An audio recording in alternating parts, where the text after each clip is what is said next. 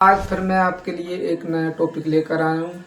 Topic आज अपना तल दर्पण का है। ठीक है, आज मैं बताऊंगा आपको उत्तल दर्पण की डेफिनेशन और इसके प्रयोग, कहाँ पे हम उत्तल दर्पण का उपयोग करते हैं। तो ये चैप्टर अपना साइंस का है, क्लास 10th।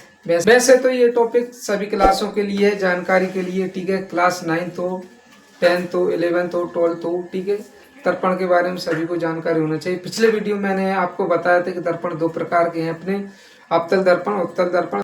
पिछले वीडियो में मैंने आपको बताया है अवतल दर्पण के बारे में। अगर किसी को अवतल दर्पण के बारे में सीखना है, समझना है, तो मेरे पिछले वीडियो को आप देख सकते हैं। ठीक है, उसकी लिंक मैं आपको डिस्क्रिप्शन में मेरे में मिल जाएगी। ठीक है, वहाँ पे क्लिक करके आप अवतल दर्पण के बारे में समझ सकते हैं, उसकी परिभाषा और उसका प्रयोग देख सकते हैं। ठीक है, तो वह दर्पण जिसका परावर्तक तल उभरा हुआ होता है उसे हम उत्तल दर्पण कहते हैं।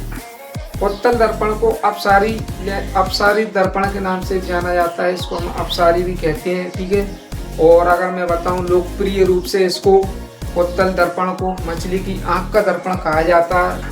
ठीक है, तो ये तो हो गई अपनी डेफिनेशन। वह दर्पण जिसका परावर्तक तल उभरा हुआ होता है उसे हम उत्तल दर्पण कहते हैं, और इसको अपसारी दर्पण के नाम से भी जाना जाता है। ठीक है, तो ये तो हो गई अपने डेफिनेशन की बात। अब बात करते हैं अपन यूज ऑफ कॉन्वेक्स मिरर।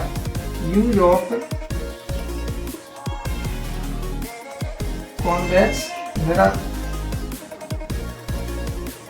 ठीक है, यूज ऑफ कॉन्वेक्स मिरर। तो मेरे इस वीडियो को पहली बार देख रहे हैं, मेरे चैनल को सब्सक्राइब जरूर कर लेना, जिससे कि आपके लिए नोटिफिकेशन तुरंत मिल जाया करेगा। ठीक है, सब्सक्राइब कर लेना, लाइक कमेंट भी करना, वीडियो आपको कैसा लगे। ठीक है, तो बात अपनी चल रही है यूज ऑफ कॉन्वेक्स मिरर की। ठीक है, यूज ऑफ कॉन्वेक्स मिरर, इसका उपयोग कहाँ होता है। ठीक है, उत्तल दर्पण का उपयोग कहाँ होता है, किस काम में आता है, किस में प्रयोग होता है इसका। ठीक है, तो सबसे पहली बात मैं आपको बताऊं use of convex mirror. Convex mirror का उपयोग दूरबीन बनाने में। ठीक है, क्या है, दूरबीन में उत्तल दर्पण का उपयोग होता है। ठीक है, शॉर्टकट में लिख देता हूँ यहाँ पे।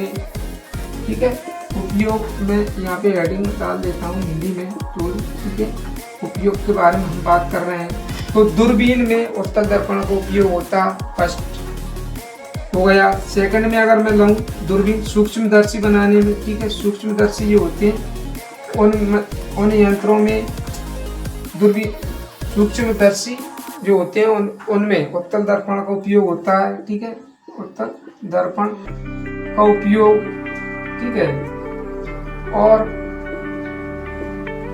पहला हुआ अपना दूरबीन में उत्तल दर्पण का उपयोग होता है। सूक्ष्मदर्शी जो यंत्र होते हैं उनको बनाने में उत्तल दर्पण का उपयोग किया जाता है। और तीसरी बात, थर्ड पे अगर मैं बताऊं वाहनों में। ठीक है, वाहनों में पिछला दृश्य देखने के लिए, इसका कौन सा दृश्य, पिछला दृश्य। ठीक है, वाहन जो होते हैं उनमें साइड मिरर होते हैं। सभी वाहन जो चल रहे हैं उनमें दोनों तरफ साइड मिरर होते हैं। उस साइड मिरर के माध्यम से ड्राइवर उसमें पीछे साइड को देखता है, पीछे के क्षेत्रफल को देखता है, कितना बड़ा क्षेत्रफल होता है, पूरी जगह को एक छोटे से दर्पण में वो पूरा देख लेता है। तो इसका मतलब ये है कि उत्तल दर्पण जो है वो क्या करता है, एक विस्तृत क्षेत्रफल को, मतलब कम छोटे क्षेत्रफल में उसको प्रदर्शित करता है उस दर्पण में। ठीक है, और बिल्कुल सीधा प्रतिबिंब बनता है, और वस्तु जो होती है पीछे की छोटी हमको उस दर्पण में दिखाई देती है। तो मेन इम्पोर्टेंट काम होता है साइड मिरर, अगर मैं कहूँ तो। ठीक है, वाहनों में साइड मिरर में जो भी वो दर्पण लगा रहता है वो उत्तल दर्पण ही होता है। ठीक है, जिसके माध्यम से हम पिछला जो होता है, पीछे का बैकग्राउंड जो होता है, साइड वगैरह उसके क्षेत्र को हम देखते हैं, पीछे देखते हैं। ठीक है, ये हुआ आपके थर्ड। ठीक है, अब मैं फोर्थ की अगर बात करूँ, तो सुरक्षा दर्पण। ठीक है, सुरक्षा दर्पण के उपयोग में होता है सुरक्षा दर्पण। ठीक है, वह उपयोग करते हैं उत्तल दर्पण का। फिफ्थ पे में अगर बात करूँ, फिफ्थ पे तो देख, जैसे शेविंग के लिए शेविंग दर्पण। ठीक है, और मेकअप दर्पण जो होते हैं उनमें मेकअप दर्पण। ठीक है, इन सब में किसका उपयोग होता है, उत्तल दर्पण का दर्पण। ठीक है, दंत दर्पण में भी उत्तल दर्पण का उपयोग होता है।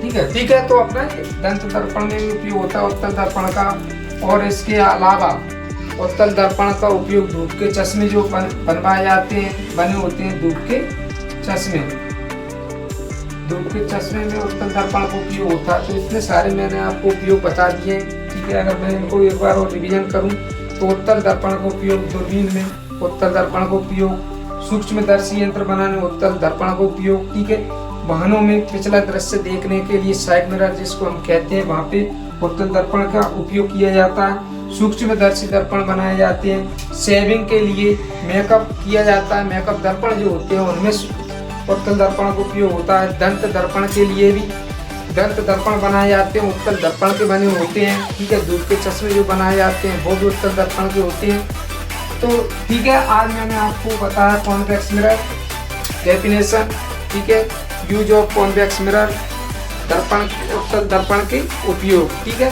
तो आज का वीडियो आपको कैसा लगा, मैं आशा करता हूँ आपको अच्छा लगेगा, ठीक है। लाइक कमेंट जरूर करना और जो नए मेरे चैनल को सब्सक्राइब जरूर करना, आपसे इतनी रिक्वेस्ट है, ठीक है। आपका दिन शुभ रात्रि हो। जय हिंद, जय भारत।